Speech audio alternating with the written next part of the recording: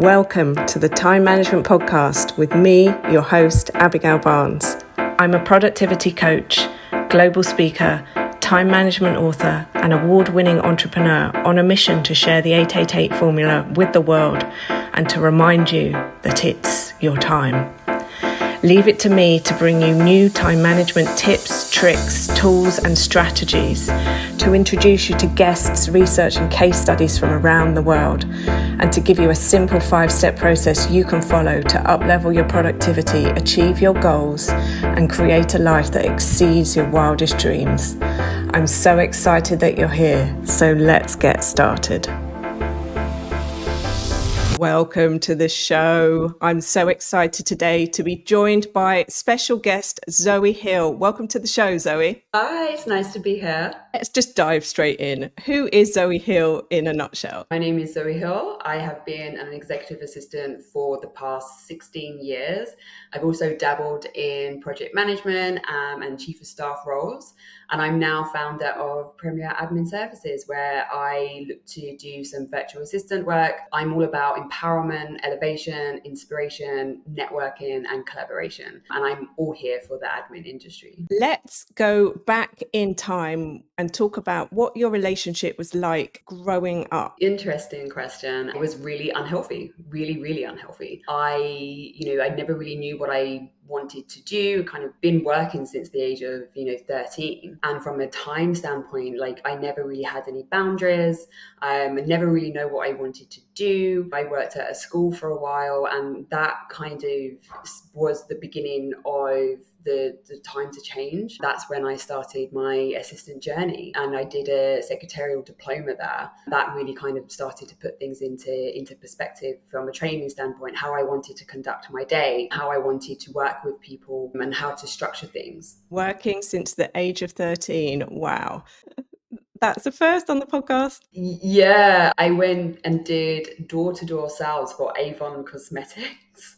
I was just really keen. I wanted to earn my own money and start to bring that in. But I didn't want to do sort of like a paper round. I wanted something a little bit extra. So yeah, I did that. And that was really great because what it managed to do was help me build relationships and fight the fear of just knocking on people's doors and kind of talking to anyone. So if you like, that's where my networking time actually started. I'm so excited to unpack this sort of early days of introduction to time and just to start to plot. So what were the stepping stones that's got you to where you are today? I did 12 years at JP Morgan, and I've done a year and a bit with Arcade Media as their chief of staff on the venture capital side, working with the sidemen. But prior to that, I did 3 years as an assistant in the school. Yeah, so 16 plus years. Let's unpack this a little bit. What would you say was your wake-up call when it came to time, going from working in the school to what it is that you do today? I went into JP Morgan with the view of, if I go in there as an assistant, I can utilize and structure how I worked with JP Morgan, because it's such a big company. I could have gone into project management. So I kind of used that time, those first sort of 6 months, to really scope out what I wanted to do and where I wanted to go. I was sat in an admin role, and I'll be brutally honest, I hated it. I didn't understand what it was to be an assistant, and it was a real struggle. And I met this woman one day, and she took me underneath her wing. I was actually covering her for 2 weeks. So bearing in mind, I'd spent 6 months at JP Morgan, and I had 2 weeks with this managing director. And I took a piece of paper to her one day, and I asked her to sign it, but I didn't give her any context. So there was a little bit of back and forth as to, what my roles and responsibilities were, kind of supporting her as a top MD. And we had a really great discussion around it. And she really opened my eyes at that point in time as to what an assistant actually is and what they should be doing on a day-to-day basis. And at that moment, everything completely changed. I kind of understood what it meant to be an EA, and it became really exciting. And from that point, it really changed the whole course of my time and my career journey. So what I'm hearing you say there is that it was a peer mentor that helped you to get on the path to where you are today. Yeah, absolutely. And she probably doesn't even know it as well. I would love nothing more than to be able to just kind of, meet up with her again and just be like, you changed everything for me from that moment. That one small conversation, those 2 weeks changed the course of my 12-year span at JP Morgan. Tell us, from a positively intended question, what it actually is that assistants do and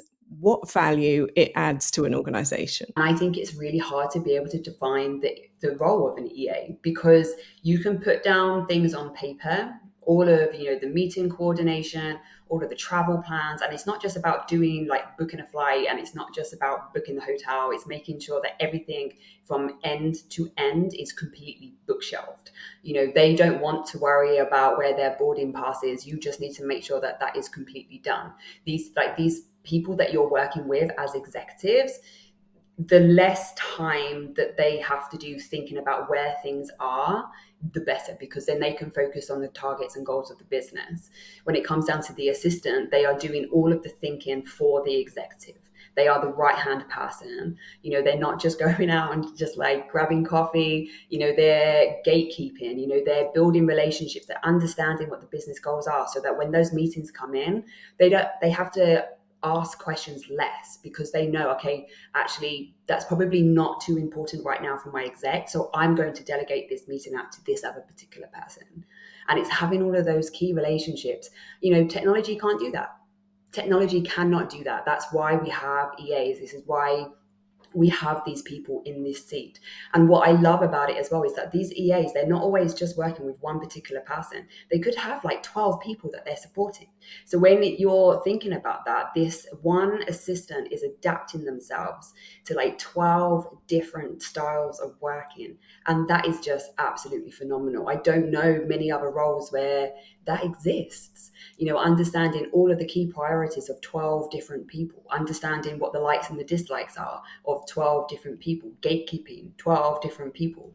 And it's phenomenal, absolutely phenomenal. This is why I love the admin population so much. Wow. Supporting 12 different people. That is incredible. The learning styles that 12 different people are going to have. One wants bullet points, one wants an essay, one wants a phone call, one wants a WhatsApp. How you keep on top of everything for all of them. So what I'm hearing you say is an assistant is fundamentally saving the people they're supporting time by organising, streamlining, strategising, negotiating. They are not head of coffee, collection of dry cleaning, fixing of family relationships. What I love about it as well is that you all of a sudden become that person that your executive actually truly trusts. So they probably will vent to you about certain bits and pieces, but that's because you've almost got like this relationship, like, work husband, work wife relationship. And it's a real special bond. It's a real connection to be able to have that between an assistant and an exec. And yeah, it's absolutely amazing. Like all of those things come part of that, but fundamentally that's not just part of the EA role. There's so much more to it. And it's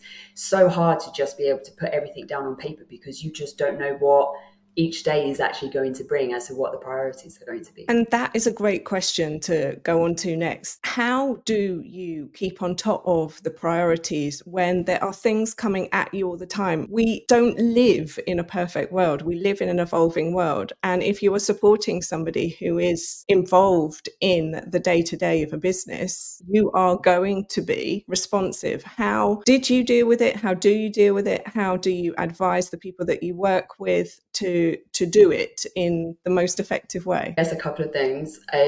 One is I live by this particular spreadsheet and I love it. I think it's fabulous. And that's where I track all of my meetings. It's where I track all of, the likes and the dislikes, the hotels, all of the restaurants, what type of restaurant it is. And I love that. I absolutely live by that. The other thing that I do is I have a mindset around as and when things are coming in. I just reprioritize every single moment of the day. Not every day, every moment of the day has to be restructured, as and when things fly in. Because if you're not prepared for those worst case scenarios where perhaps your executive is catching a flight, it's probably going to change. So long as you always know about change management, and I highly recommend doing a course around that and understanding the emotional curve, you can deal with things in a much cooler, calmer, collective manner, which are my 3 favorite C's at the moment for an EA to be. So if you can do that, if you can be those 3 things, everything actually kind of falls into place a little bit easier. If you've got like a broader mindset, understand that when things are kind of like firing off, it's just because you're close to that particular person. You should never take anything personally, and just one step at a time, one task at a time, and get that one completed and out of your inbox. And that's generally sort of like how I kind of keep on top of things, I guess. What's your top strategy for managing your own emotions when the situation is emotionally charged? It's a great question. Really, really great question. So networking, I have to say, I spend a lot of my time networking and with other assistants. And I honestly wish that I started it sooner, because what I love about the networking with other EAs is the fact that all of a sudden I realize, I'm not on my own here. Everyone else is feeling the same. Everyone, understands that the EA role is so unique really to any other kind of role that's out there. And being able to talk to people about that really does change the mindset of how you see things on a day-to-day basis, because you realize you're not alone, you're not isolated. And that's generally what I do all of the time. And then being able to speak to other people as well and let them know that they're not on their own as well when they kind of come into the EA role. But networking is, absolutely, it makes me feel really good about myself and about, hearing other people's career journeys as well. It's really nice. So your community, in essence, is what helps you in those tricky situations to remember other people are experiencing this too. It's not just me and I've got this. Yeah, absolutely. I love kind of seeing everything, even just on LinkedIn as well, hearing about what people are achieving, what other people are kind of, gone through in their background, personally and professionally. And everyone's journey is so interesting, and it does make you feel more united as part of a broader team. You're not just like a one person, one man band. You are part of this community that is not just here in the UK, it's worldwide, and we all come together, and watching that kind of take place is kind of magical. Do you have any mantras or any techniques that you use in the moment to stay calm and to be able to handle the overwhelm? Because if you've got 12 different people as a situation, maybe you've got 2, maybe you've got 3, maybe you've got 1, you are inevitably going to have a lot to do. So what are your top tips for handling those feelings of overwhelm and then staying in the mindset of success? 2 things. 1, take a breather, 10 minutes. You're absolutely entitled to that. So for me, I like to go for, a little bit of a walk just for 10 minutes, clear my head. I usually put music in my ears, something a bit sort of like upbeat, because music will generally distract you from the thoughts that are taking place in your head. And it's also remembering that thoughts aren't facts, but it does obviously sort of like get on top of you. But if you put music in your ears, it's very distracting because you can't hear those thoughts in your head anymore.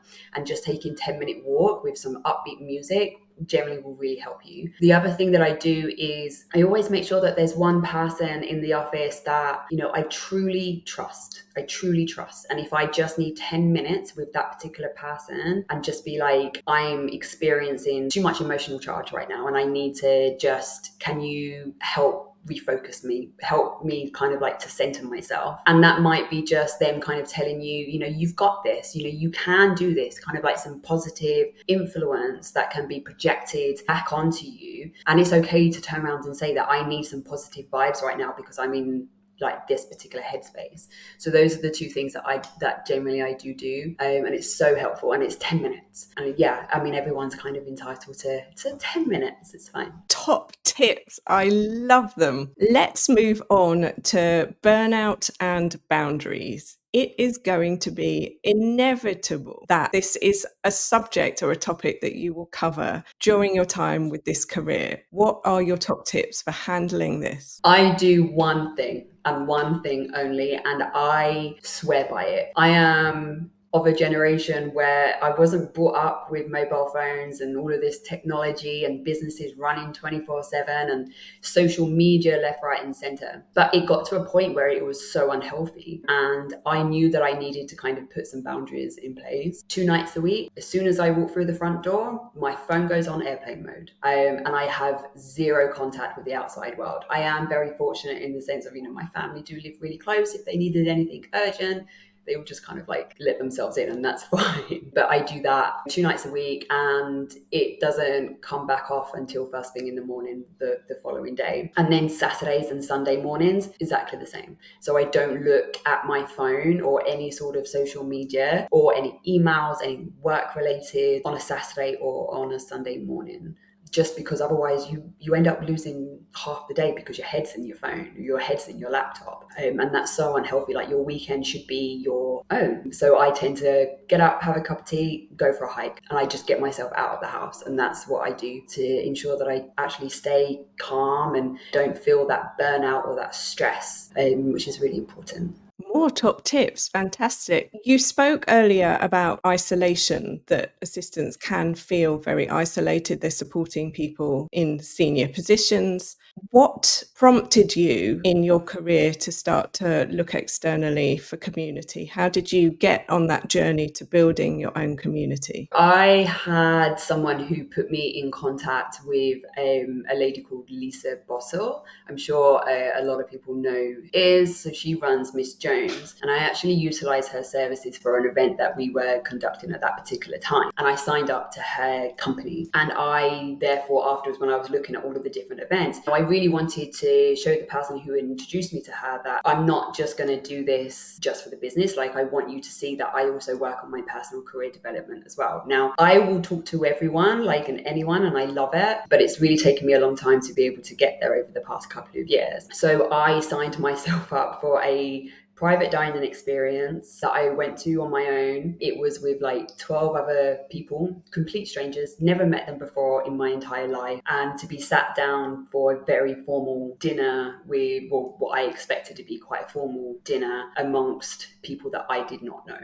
And I nearly cancelled like 100 times. I was like, I don't want to do that. I'm so far away from my comfort zone. And I couldn't think of anything worse, but I just found my legs just kind of like walking in that direction that particular night. And it just absolutely blew up from that point. The networking side, I met some amazing people, listened to their journeys. It made me realize that I wasn't on my own. I didn't have to do these things on my own. There's a life outside of where I was currently sat at JP Morgan as well. I lived and breathed JP Morgan. But all of a sudden, I was meeting all of these other people and all of these other assistants and vendors and suppliers. And yeah, it was absolutely insane. It was the best thing that I ever did. And I'm really glad that I went, because the past couple of years have been phenomenal. How have you handled imposter syndrome over the years? It sounds to me from this that you didn't feel that someone like you could go to an event like this. That's what I'm hearing you say. And this is something that I hear a lot from my clients and audience members and people that I speak to. How did you handle that?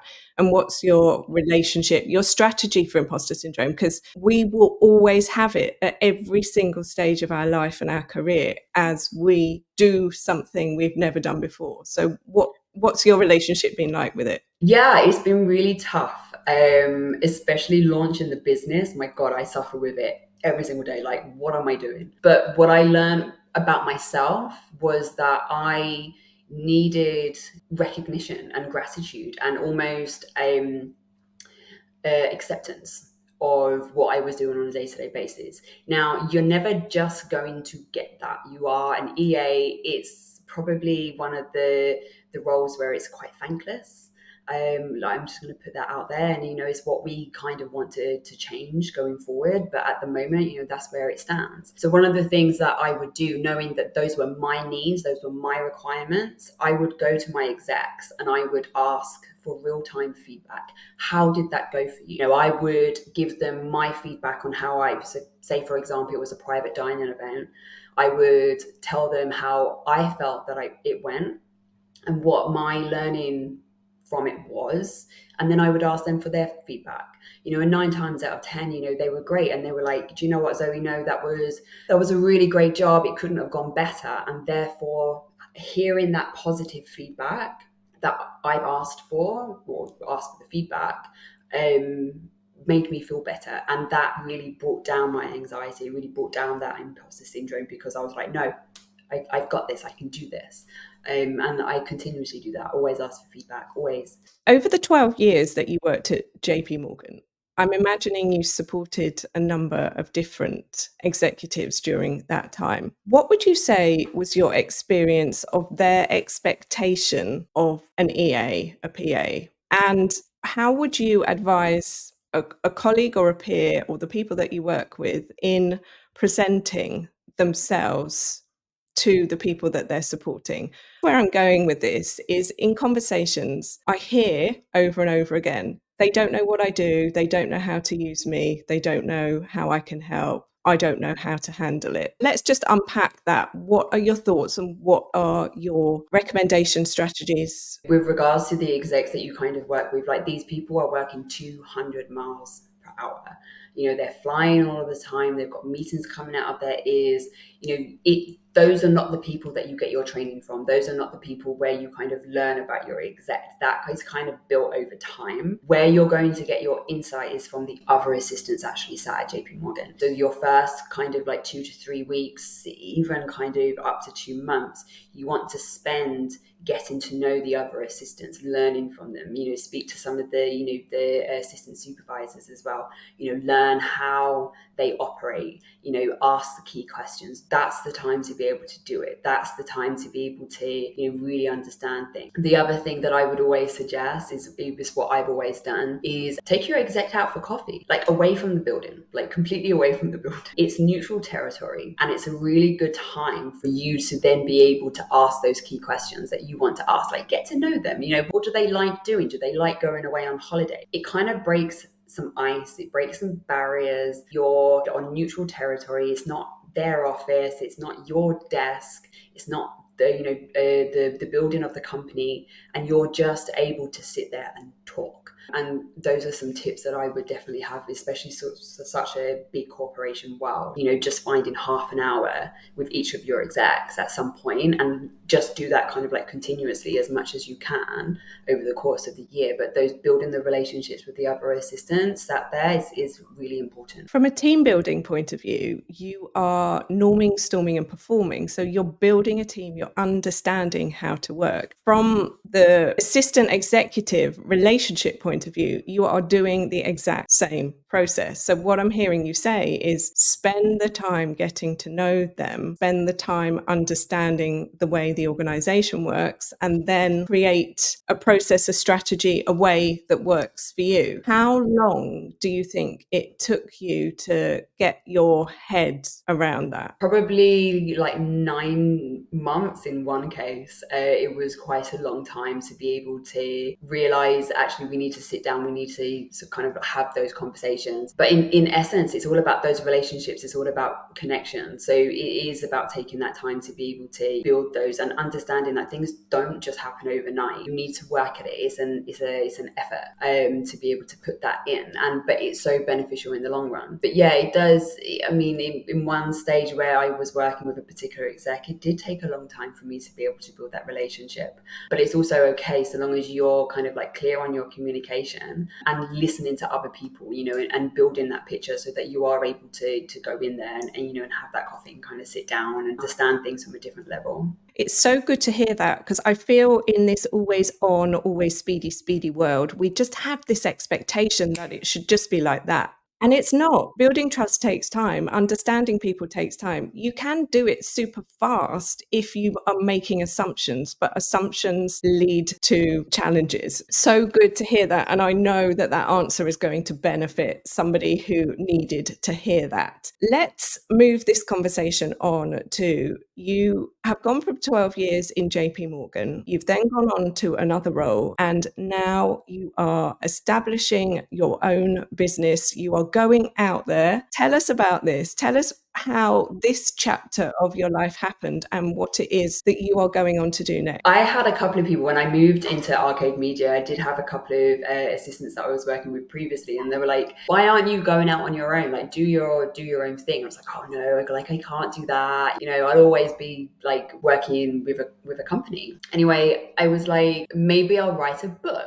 Maybe that would be quite a good thing to be able to do, like share that kind of like wisdom, put some pointers and tips and tricks just into a book. But I started to look at the gaps, the admin industry. And for me, I think assistants lack feeling empowered. I don't feel like they're elevated enough. I don't feel they get enough inspiration from other people. I want to show them that networking is such a key thing for an EA to do. So I started to think about how I could build something that means that assistants get what they actually truly deserve. And I pitched it to my brother one day this year. And I was like, I've been thinking about this over the past few months. And that was a Saturday. And then the following Monday, all of a sudden, Premier Admin Services was actually born. And stage one has been all about, mentoring and coaching and taking the time to be able to, ensure assistants feel valued, and they've got a safe space to be able to talk to somebody who actually kind of understands. But I also learned so much from them as well, because their journey is so different to what I've been on. And stage two, which rolls out in a couple of days, is I will begin kind of the virtual assistant side of things before growing out and, start hopefully hiring assistants into Premier Admin Services and, really focusing on learning and development, and outsourcing those services to companies. So exciting. So what I'm hearing you say is it's a two-strategy business. Strategy one is supporting assistants in their roles to elevate and become the best professionals that they can be. And then strategy number two is actually assistants that want to become virtual assistants into your own organization. Let's go on to some of your time strategies, your time management strategies. What's one thing you do with your time that you don't think other people do? I do love my cup of tea in the morning. I'm just going to put that out there. That is, half an hour every single morning without fail. But from a time standpoint, I guess what I do differently is, I go back to saying about the boundaries about the airplane mode, minimum 3 hours, 2 nights a week. It's really, really important to me. When I do speak to people about that, they say, oh, well, never even thought about doing that. And I'm like, well, airplane mode isn't just for when you're flying. Like, just turn it off. Like, just cut yourself off. Have some me time. And, that's probably a good point. Me time isn't something that people do these days, which I think is a real shame. Like, do something for yourself. It's not just about work. It's not just about everything else. You're putting like family and friends first. Sometimes you have to put yourself first as well. And, making sure that you're doing the things that you actually really love doing and enjoying, hobbies, yoga, like baking, like whatever it is that kind of, brings that kind of joy to you is so important. Over the years, how did you make the time for yourself? And what voices maybe in your head, imposter, who am I to do this, did you have to overcome? I know this is a big one in conversations that I'm having a lot. I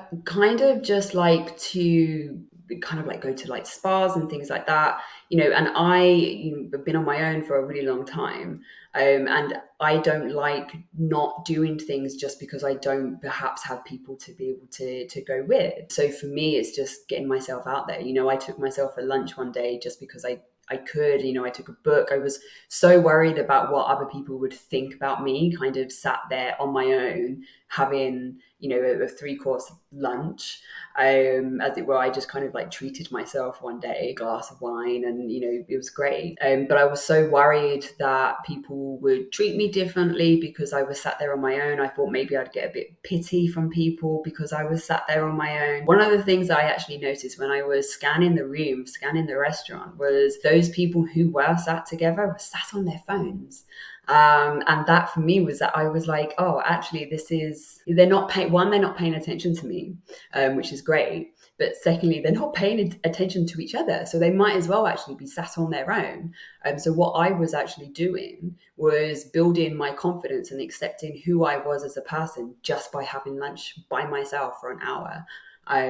Which was really amazing. And I do it all the time now, all the time. I love that. You said earlier that you have set days of the week where you do this airplane mode time for yourself. Do you schedule your own time outside of work in the same way that you schedule the executives that you support? So yes and no. When it comes down to airplane mode, it really kind of depends on what is taking place. Like as I said before, I'm such a fan of networking, and sometimes I can generally have like 3 to 4 of those every single week.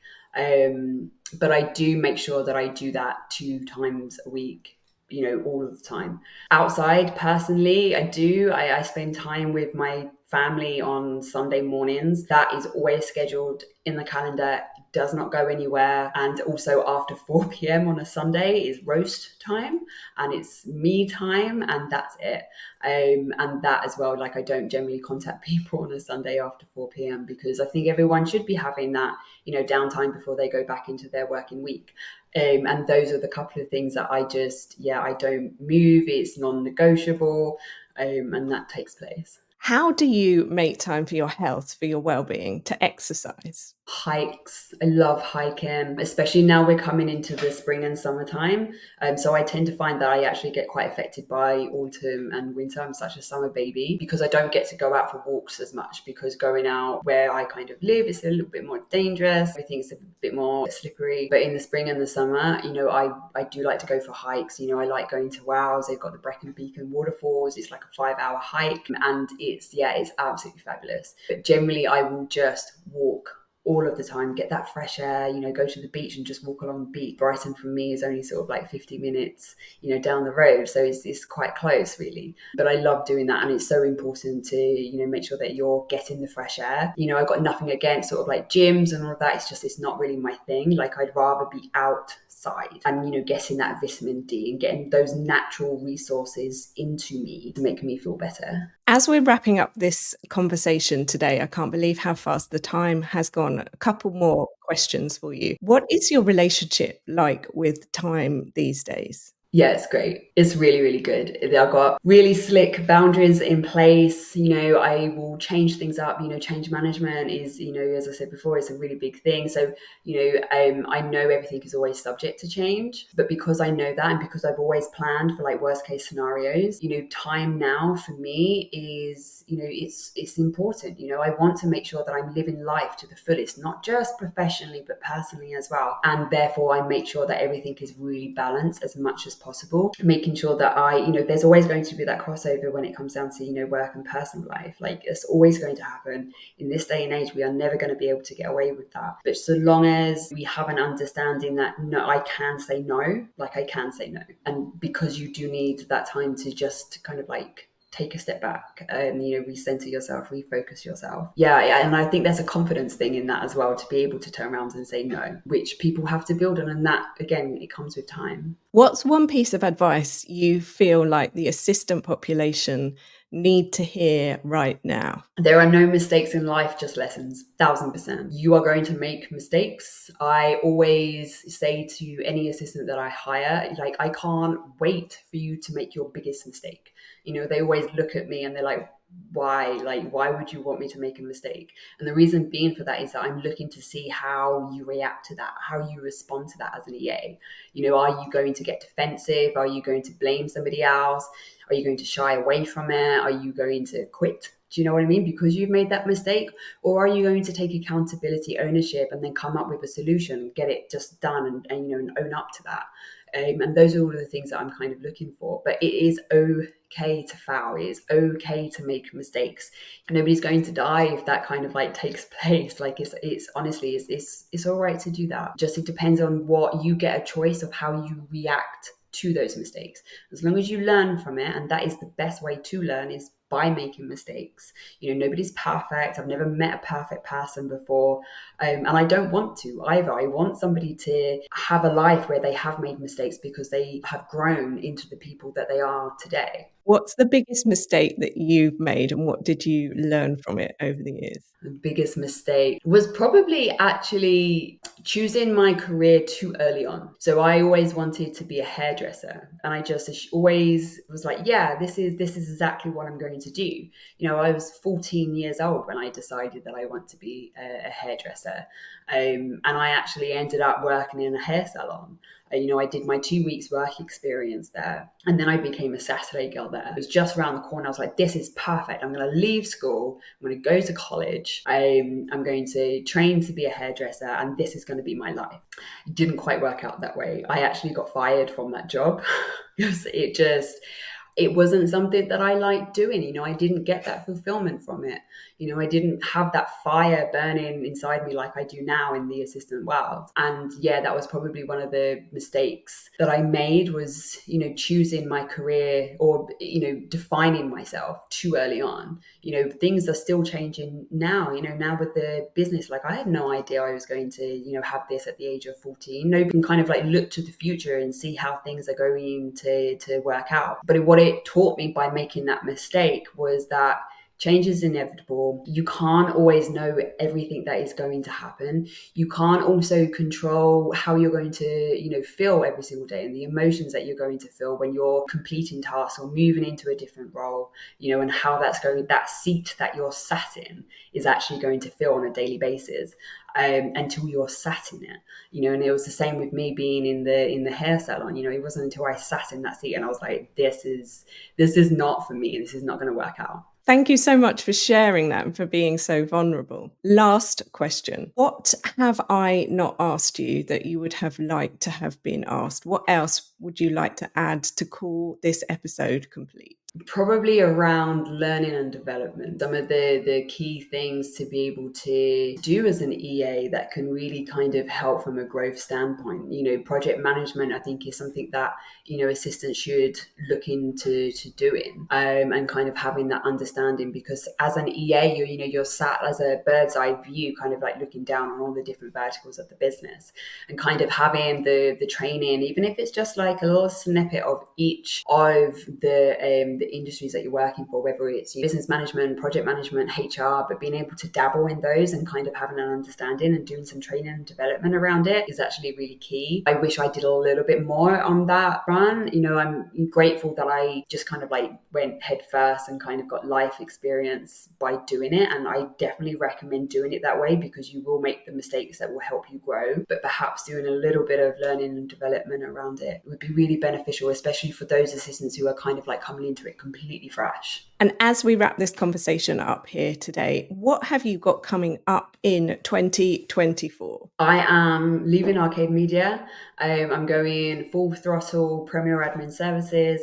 So I'm now, you know, on the hunt for business clients to be able to be their virtual assistant. So that's going to be taking up quite a bit of my time on some panels where I'm going to be talking, which will be really great. I'm doing a launch party as well for Premier Admin Services. So that's going to be really nice. And that will be for me such a big milestone, you know, being able to have everyone together and just to say thank you for your support, you know, thank you for, you know, having my back, you know, because it's something that I really do appreciate. So lots of exciting things coming up. Yeah, I didn't expect it this year, but it's going to be good. So exciting. Now, we always leave all the links in the show notes, so nobody ever needs to worry. Where is the best place to find you in the online world? So everyone can always find me on LinkedIn. It's my favorite place at this moment in time. And with regards to the mentoring and coaching, absolutely reach out to me. There's a 10% offer. You just use a PASAB 10, then we can get you a 10% discount on the package offer for mentoring or coaching sessions. Oh my goodness. Zoe Hill, thank you so much for your time, for your wisdom, for your insights, for your top tips that you have shared with us today. Thank you so much for having me. It's been really great. And until next time, my friends, as always, stay safe, stay well, and remember, it's your time. Thank you so much for tuning into today's episode. If you loved what you heard, be sure to let me know by leaving a review so I can keep the good stuff coming. Come and say hi on Instagram at Success by Design Training, or visit my website successbydesigntraining.com, or connect with me on LinkedIn. Just search Abigail Barnes.